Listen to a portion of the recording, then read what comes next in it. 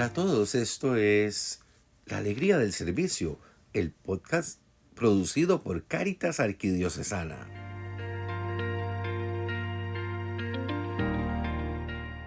Una vez que hemos recorrido brevemente el Antiguo y el Nuevo Testamento y la época de las primeras comunidades cristianas a través de los escritos del Nuevo Testamento, vamos ahora a adentrarnos en la época de los Santos Padres o los Padres de la Iglesia. Ellos son los escritores eclesiales que vivieron entre los siglos segundo y séptimo. La mayoría de ellos fueron santos por su vida, por sus enseñanzas, por su manera de ser cristianos, llamados padres porque con sus escritos ayudaron a hacer crecer la comprensión y la inteligencia de la fe. Fueron considerados ortodoxos. Si leemos sus escritos, encontramos que entendían con mayor profundización las enseñanzas del Señor en el Evangelio y los textos del Nuevo Testamento.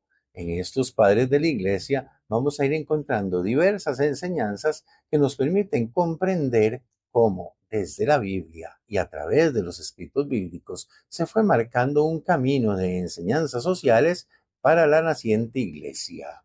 En efecto, los padres de la Iglesia, es decir, todos los escritores eclesiásticos que vivieron desde finales del Nuevo Testamento hasta la muerte de San Juan Damasceno en el año 749 para Oriente y hasta la muerte de San Isidoro de Sevilla en el año 636 para Occidente, nos han dejado un testimonio cristiano imborrable para la posteridad sobre cuestiones sociales. Con toda razón, pues se les ha llamado los precursores de la sociología cristiana, porque ellos afirmaron sin temor ni ningún otro cuidado la dignidad esencial de todas las personas, los límites y deberes de las riquezas, la función social de la propiedad privada y el sentido social de la justicia. La doctrina de los 12 apóstoles en el siglo II enseñaba que no echarás al indigente, sino que tendrás todo en común con tu hermano, y no dirás que es tuyo, porque si comparten en lo inmortal, cuanto más en los bienes pasajeros, así nos lo cuenta el texto de Fe Cristiana y Compromiso Social en la página 163. Entonces ya hay una serie de enseñanzas y de principios rectores para vivir como cristianos, en especial con aquellos más necesitados. San Agustín exige que los cristianos vivan según el modelo de Cristo, cuando nos dice: sed cristianos, porque es poco llamarse cristianos. ¿Cuánto dais a las gentes del teatro? ¿Cuánto regaláis a los cazadores del circo? Cristo suplica y está hambriento. Tuve hambre, dice, y no me disteis de comer. Hizo padecer hambre por amor tuyo, para que tuvieses donde sembrar los bienes que te dio y pudieras recogerlos en la vida eterna. Así podemos ver cómo San Agustín invita al creyente a la generosidad, que nace de la experiencia de vivir la generosidad de Dios. Lo que aquí se muestra es que hay una exigencia implícita en los bienes de la tierra, en virtud de la cual todos los hombres y mujeres tienen derecho a gozar de ellos. Esta es la esencia del principio de la doctrina social de la Iglesia, denominado el destino universal de los bienes. Este es el sentido propio de las enseñanzas de los padres de la Iglesia. Hay un derecho de propiedad, pero sobre él pesa una grave hipoteca social. No podemos considerar solo propio sin pensar en que deben ayudar y coadyuvar los bienes a la mejora de la vida de los que nos rodean, especialmente de aquellos que pasan mayor necesidad. Su doctrina sobre el papel de la propiedad y por ende sus enseñanzas sobre lo social se pueden exponer resumidamente en algunos puntos. Todos los bienes externos se ordenan al servicio del ser humano. Este dominio natural sobre los bienes creados por Dios puede hacerse efectivo de dos maneras, ya sea mediante la propiedad común o bien mediante la propiedad privada. Algunos padres, como por ejemplo San Juan Crisóstomo, ven en la propiedad común el mejor medio para lograr el fin de los bienes de la tierra. Dirá este padre de la Iglesia que la comunidad de bienes es una forma de existencia más adecuada a la naturaleza que la propiedad privada. Entonces nos invita a mirar los bienes de la tierra desde otra óptica, no como una posesión exclusivamente personal, sino orientados a satisfacer las necesidades de todos. Sin embargo, dadas las actuales condiciones de la sociedad humana, los padres de la Iglesia abogan por la propiedad privada. En efecto, San Clemente de Alejandría, al señalar que el Señor no condena las riquezas, dice que tampoco excluye de su reino a los que las poseen. Un debate que la Iglesia ha ido señalando constantemente a partir de las enseñanzas de su Señor. Todavía más expone que la propiedad privada garantiza la libertad de espíritu. Y dice el santo, la buena salud y la abundancia de lo necesario para la vida liberan e independizan el alma que sabe usar sabiamente de los bienes terrenos. Por tanto, no son las riquezas en sí mismas o su posesión las que corrompen al ser humano, sino más bien la actitud del ser humano frente a ellas. Esto lo expresa claramente San Clemente de Alejandría cuando dice, vende cuanto tienes. ¿Qué quiere decir estas palabras? No ciertamente lo que aparece a primera vista. Despojaos de vuestras riquezas, arrojadlas lejos de vosotros. No es este su sentido auténtico. Arrancad más bien de vuestra alma esa falsa concepción que tenéis de las riquezas y esa vergonzosa llaga de la avaricia, fuente de mil preocupaciones impuras, afrenta del siglo que socavan la semilla de la vida.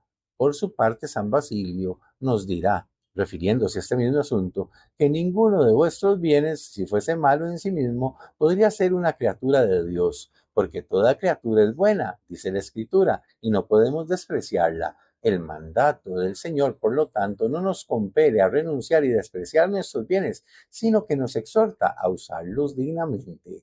Todavía más, agrega este mismo padre de la Iglesia, que si alguno se condena, no es por el mero hecho de tener posesiones materiales, sino que más bien tiene que ver justamente con cómo los seres humanos utilizamos esos bienes en favor de los demás.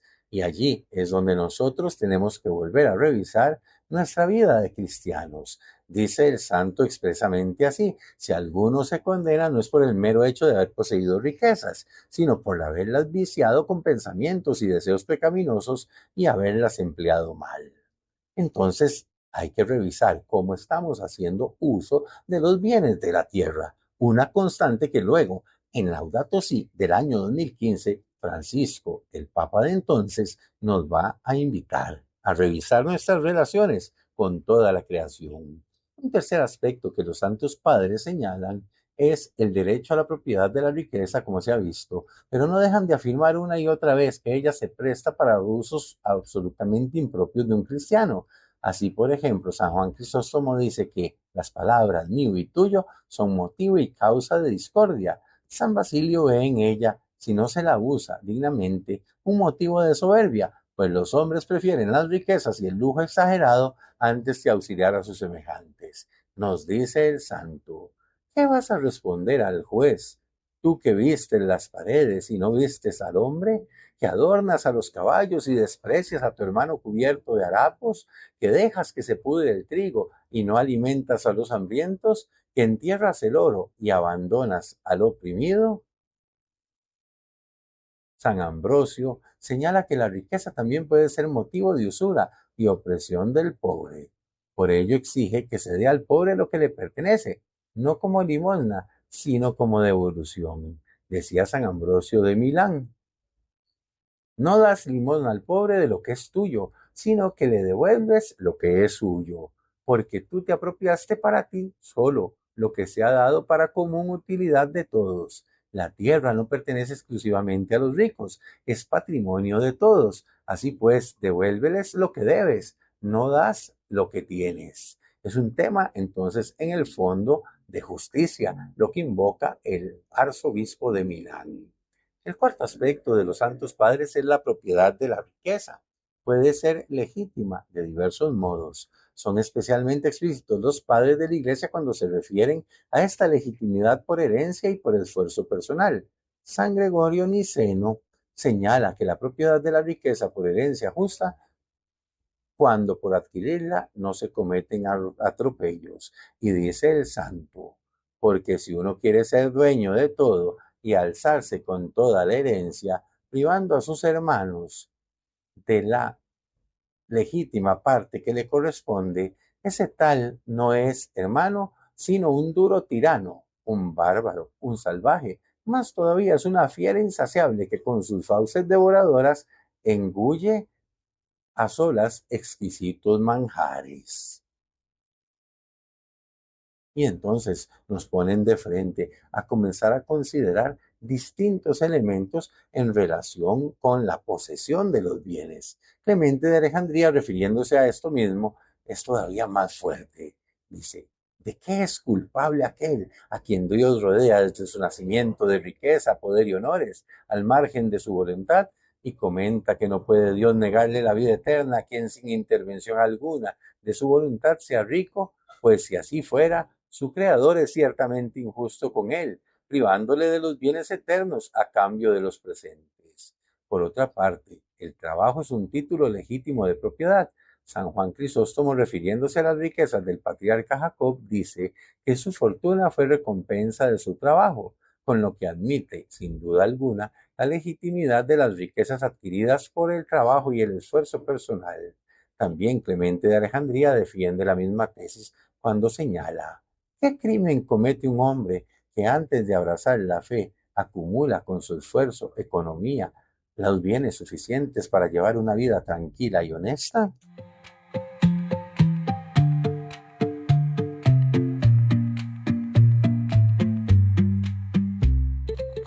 Hemos visto distintos aspectos en este recorrido que los padres de la Iglesia consideran y que van generando una serie de elementos que luego se van a cristalizar de manera escrita, no solo en sus homilías y discursos, sino también en el magisterio social de la Iglesia. Continuamos adentrándonos en el pensamiento de los padres de la Iglesia, esos escritores, teólogos, pensadores, filósofos de los primeros siglos, desde el siglo segundo hasta el siglo séptimo, que fueron dejándonos una serie de enseñanzas. Aun cuando existe el derecho de propiedad, que ya hemos venido insistiendo en este episodio sobre los bienes, los padres de la Iglesia sostienen, y con toda razón, que en sentido unívoco el único propietario de todos los bienes es Dios. Así, por ejemplo, San Juan Crisóstomo escribe: lo que tú posees en realidad pertenece a otro, a Dios. Propiamente hablando, tú no tienes derecho de propiedad. Si alguno te confiara alguna cosa en depósito, ¿podría yo, fundado en eso, llamarte propietario? De ninguna manera. ¿Por qué?